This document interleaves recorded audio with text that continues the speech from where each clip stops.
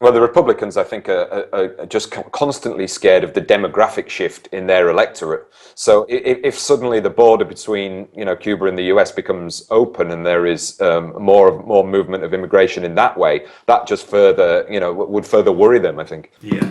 Well, and they will control Congress at least until 2020 and beyond, because unless and until there is another census, which will happen in 2020, and you do see dramatic shifts in redistricting back more towards normal. No matter how many votes Democrats get more than Republicans, because of the way these districts are gerrymandered and drawn, there's no way they're going to be able to ever get control of the House. They'll probably get control back of the Senate in 2016. But, this is just more gridlock coming. So this is, well, I mean, we're going to talk about this, but I mean, this comes on the heels of Jeb Bush saying he'll be a presidential candidate. So we could have Bush versus Clinton. I've heard that somewhere before. Haven't you, Dario? Yeah, it seems to be history repeating itself again. I'm not sure it's for the better. Is history repeating itself ever for the better, really?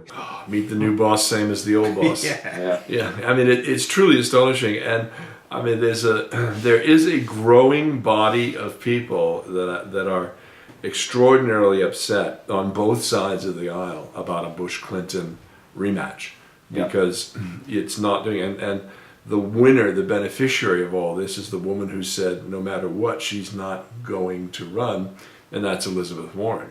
Yeah.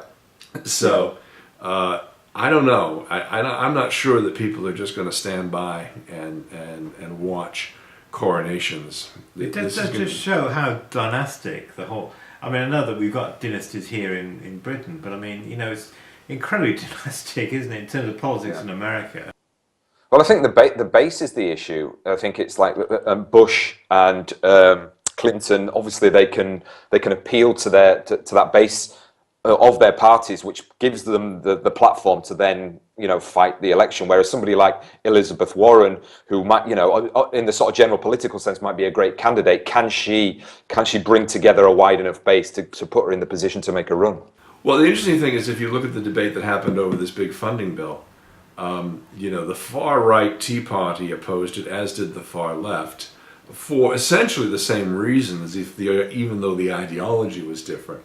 And yet they were both marginalized as the broad left-right center came to pass this omnibus and push it through. Yeah, I mean, it's incredibly polarized, isn't it? I mean, it's polarized here. We talked about this before, but it's polarised here in British politics, but American politics are beyond. I mean, this is all part of the game, is it, in terms of the normalisation of relations with Cuba? It's part of that polarisation and political ramification game that they're playing, And I don't see an end in sight, even with, both parties now completely split. I mean, the Republicans will control the legislature, and so it is rather strange.